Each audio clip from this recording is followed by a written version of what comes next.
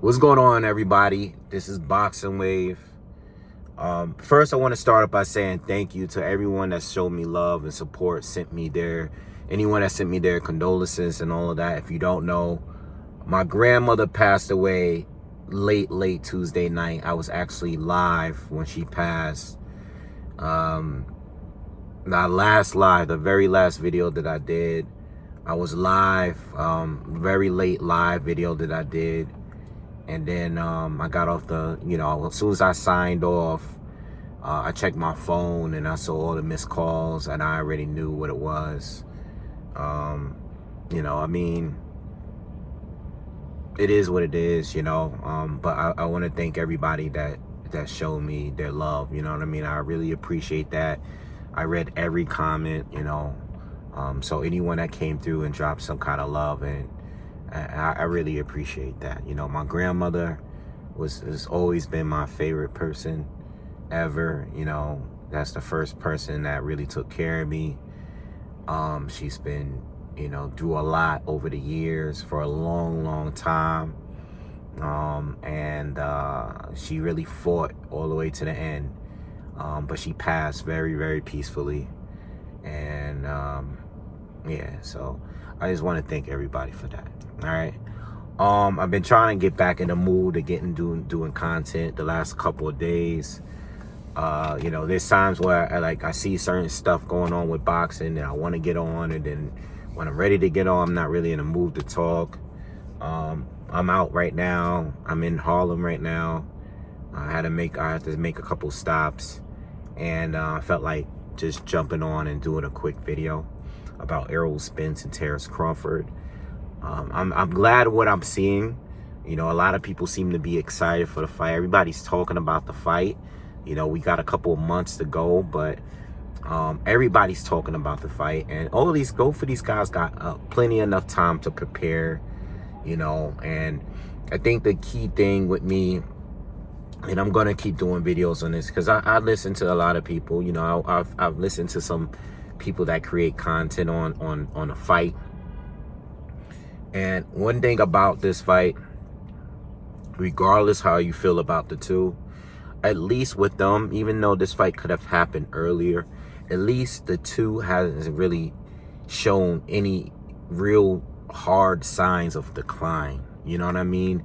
Even though Floyd and Manny were still very good at that time that they fought, they were definitely past their prime. It's just that their prime, they were at a level that was so high that even when they were declining, they were still much better than everybody else. You know what I mean?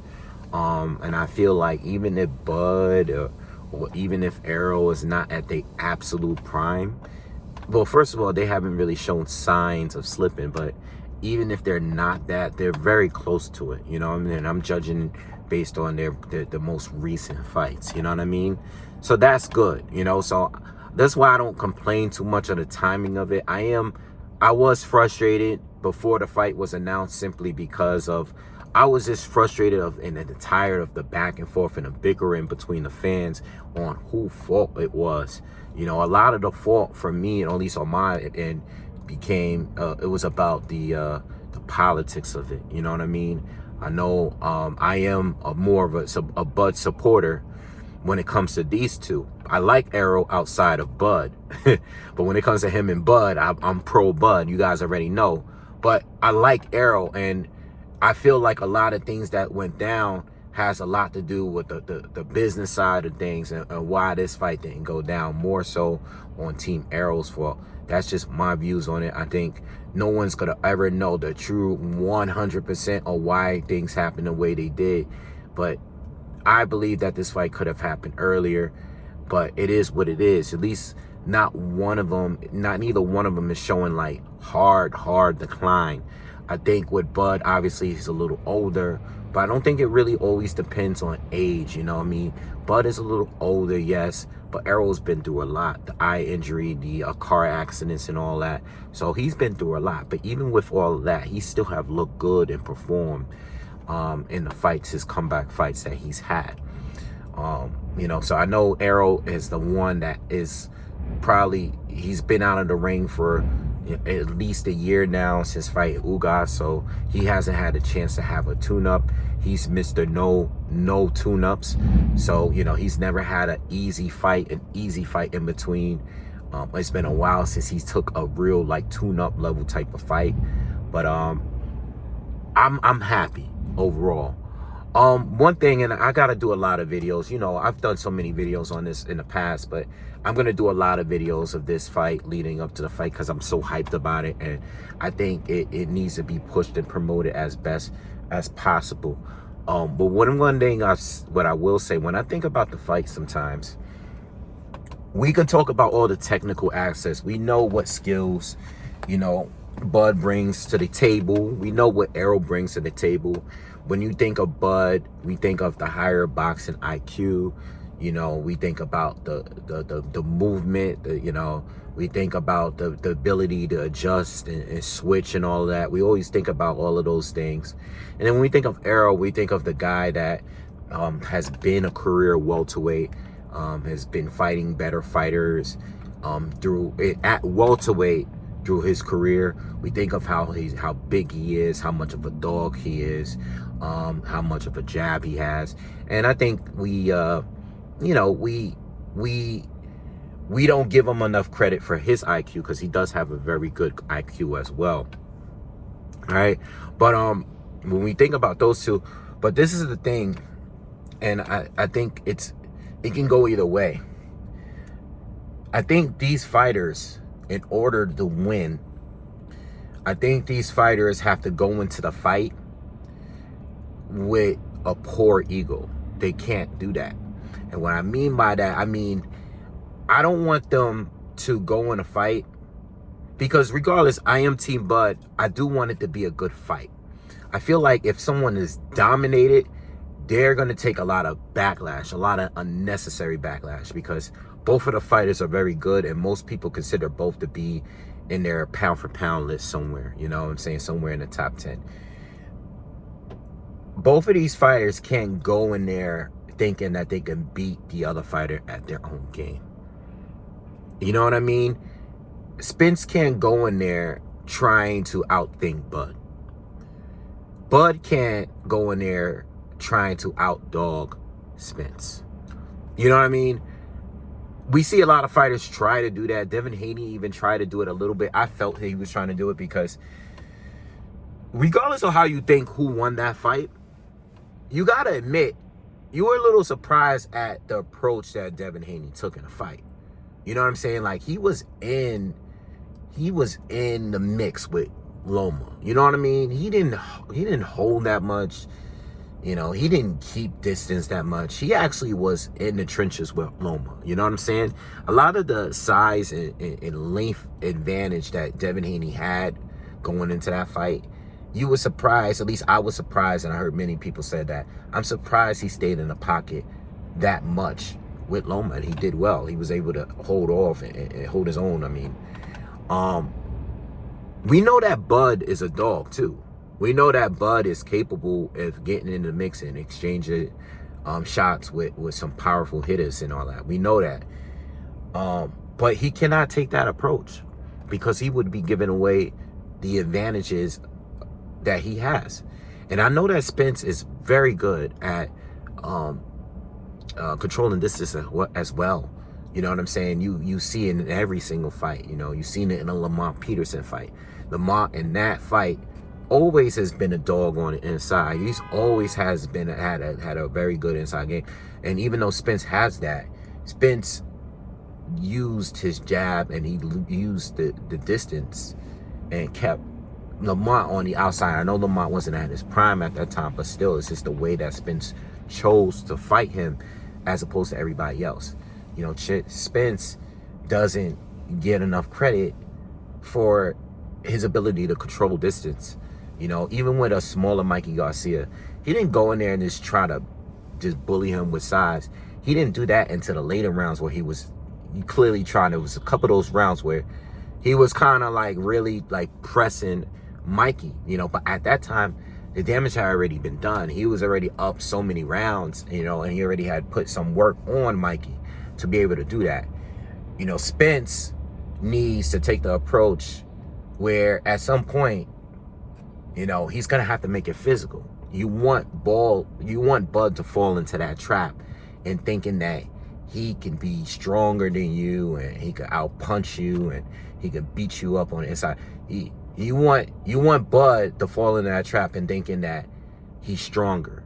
You know what I mean? And he may be, because Bud is underrated as far as his power and his strength. He is. But taking that approach is not the smart approach, in my opinion. You know, and with Spence, you don't want to overly try to outbox. Like the fight with Sean Porter, for example, he tried to take the approach where he was just trying to like outbox Sean, and you saw him at times lose balance because he was trying to move too quickly with his feet. You know what I mean? He kept putting himself in positions where he kept losing his balance, and he was getting clipped with shots that looked like they were more damaging than they actually were. You know what I mean? So I think when it comes to this fight, the fighters can't let their ego get in the way. It's too risky to start the fight to thinking that I'm going to beat this fighter at their own game. You know what I mean? And that's my point of this video here. With many ways, these guys can do all the tools that they have. They can't go into the fight thinking that they can beat the fighter at their own game. Like, they can't go in there with that cocky attitude like, okay, this is what you're good at, I'm gonna do it better than you. You know what I'm saying? And even though I feel like Bud is a guy that can fight any kind of way. You know, yes, he could switch. Yes, he can, you know, control range and move, and he could fight. We saw the Victor Postol version of Bud, right? And then we seen the Kavaliauskas version of Bud, you know, or the Gamboa version of Bud, where he decided to take more risk at some points. Even though I think he can fight that fight, I don't think it would be wise to take that approach early to try to make a point. Like, I'm so good, I'm going to beat him at their own game. You know, because then you would get caught up in situations where, you know, you might get hurt. You know, and I think part of the reason why the Spence and Porter fight was as close as it was, not to take anything away from Sean Porter, because I remember doing a breakdown for that fight, and I thought that Sean Porter was going to do a lot better than people gave him credit for. People thought that Spence was just going to dust him off, and I was one of the few channels on here, and I remember because I watched a lot of content at that time. A lot of people didn't give Porter much credit, you know, until after the fight, right? So with that being said, these fighters cannot let their ego get in the way. You know, when a fighter is dominating, that's a different story. You know what I'm saying?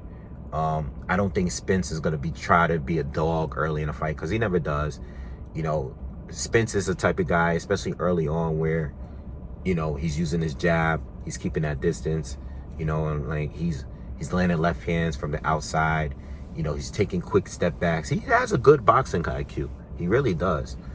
You know, but there's a point where Spence will be a dog, and that usually takes place, you know, when, you know, down the line, when his opponent starts to slow down. You gotta remember, Spence is a guy that is giving you 100% in the 12th round. So Bud has to be very mindful. I know a lot of us talk about Spence and the fact that he is not in the best shape all year round, and he's not as dedicated physically in staying in shape. He may not be, but you got to remember too that Spence also has some of the best conditioning that we've seen that's out there, period. You know, Spence fights at a very high level for all 12 rounds. So even if he's out drinking or he gains a little weight, gets fat in between fights, Bud may not do that, but Spence is still very good conditioning wise and fighting at a high rate, a high level in the later rounds.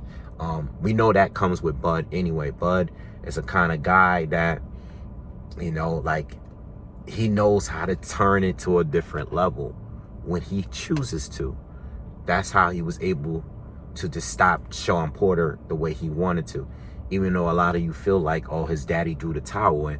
Yeah, his daddy threw the towel in, but let's not ignore the fact that Bud turned it up when he thought that he was losing down on points in the fight. You know, a lot of the fight was carry. We know he has a personal relationship with Sean. You know, I don't think he was in there to try to destroy Sean. But the moment he thought he was losing, he destroyed Sean. You know what I mean? Quickly went out there and said, I'm going to trap you, walk you down. That's exactly what he did. Beat him up. You know what I'm saying? So Bud has proven that he can turn it up another level when he wants to. And Spence has proven time and time again that the Spence that you get in the first round is the Spence that you're getting in the 12th. You know what I mean? So anyway, neither one of them can't sleep on the other. I'm sure they're both confident going into the fight and everything like that. But, you know, both of them got to go in this fight staying on point. And they can't underestimate the other guy. I know there's a rematch clause already for both sides and all that. I'm glad that they was able to negotiate it, you know. And I said this on Twitter.